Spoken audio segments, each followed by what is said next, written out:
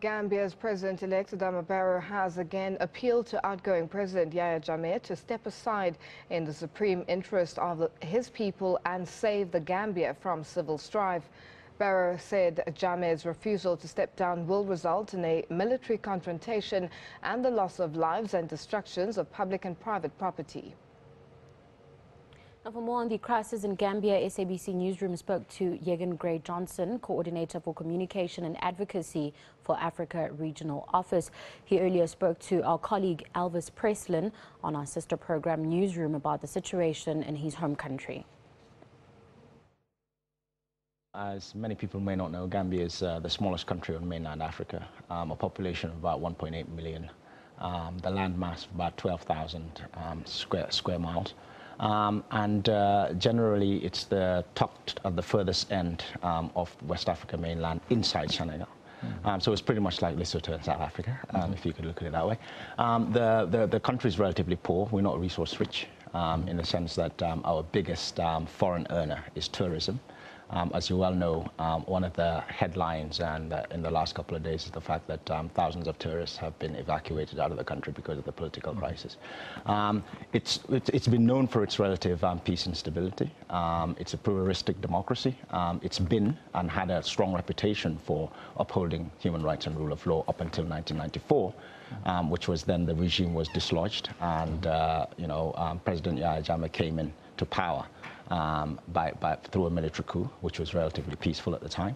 But the human rights reputation has been shattered and deteriorated over time since his 22 years in power. Ironically, Gambia was also known as a bastion for upholding human rights. That is why it was accorded the privilege of hosting the African Commission for Human and People's Rights. So it's quite ironic that over the decade since President Jammeh has been in power, that reputation has been shattered based on the fact that there have been multiple disappearances, there's been accusations of torture, targeted killings, and also the shattering of the state institutions, including the judiciary and obviously also the legislature. The military coup in 1994, I just want you to take us back. What transpired there? Well, generally it was a shock to everybody. On the 21st of July 1994, the president was absent. President Jawara then at the time was absent from the country for about 6 months. The economy was doing very well, ironically. Gambia was actually one of the major hosts of refugees coming in from the debacle at the time from Liberia and Sierra Leone. It was the breadbasket of the immediate neighbors, including Senegal and Guinea-Bissau, which is to its south. And what had happened was people woke up one morning and just heard that there were some military officers that were protesting. And the protest ended up being a military coup, by virtue of the fact that the president was actually now bundled out from the State House by the American ambassador, put onto a Navy frigate that was on the shores, on the coastlines of Gambia, named USS Lamour County, and basically just sailed off into exile. So President Jammeh, at the time he was a lieutenant, just marched into an empty State House without a shot being fired and took over, and he's been there for 22 years. It's actually ironic, at the point in time we were transcending into democracy here in South Africa, and there, of course, the other way around. Absolutely. Now, President Jammeh seems to have amassed so much power during this period. He even defies instructions now from the African Union. How did it come about? Was it because he was a military leader, and of course the coup that he that transpired in the Gambia? I don't think it can be attributed to the fact that he was a military leader. Quite to the contrary.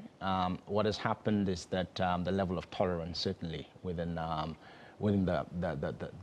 phenomena of inculcating and consolidating a culture of democracy, especially within ECOWAS, which is the West African region of Africa, has been elevated to a point where there's absolutely zero tolerance for impunity.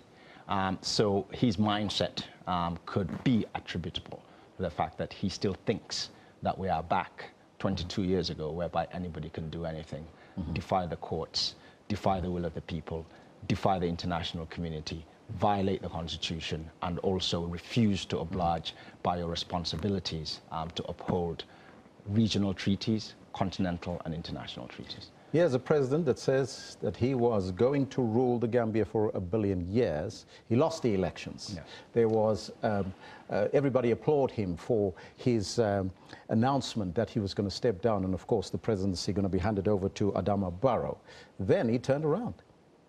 Yes, clearly what had happened, I think, on the 2nd of December 2016 was a surprise and a shock to everybody, including President Jammeh at the time. Mm-hmm.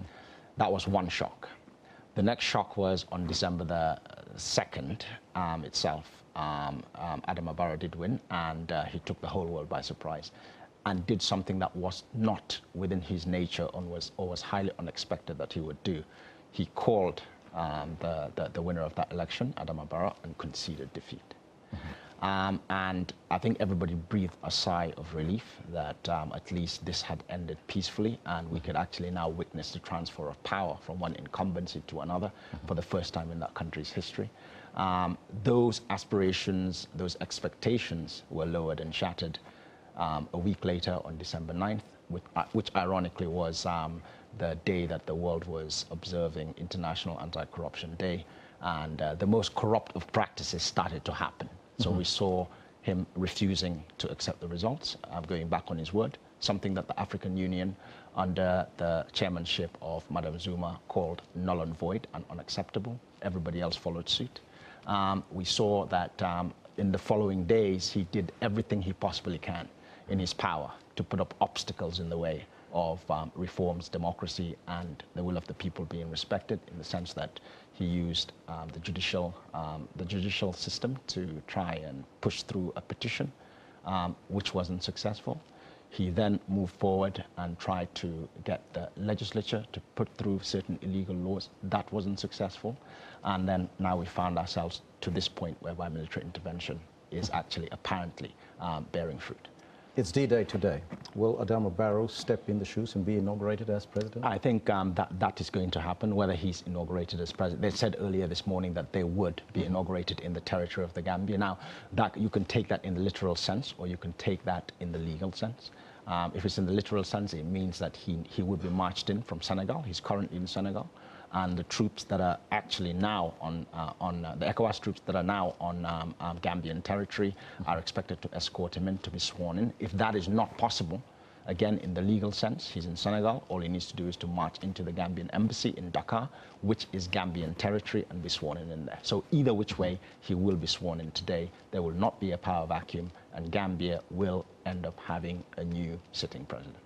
Can we expect a bloodbath now? We're not expecting a bloodbath. If that were to happen, it probably would have happened in the early hours of this morning when the incursion and the military maneuvering started.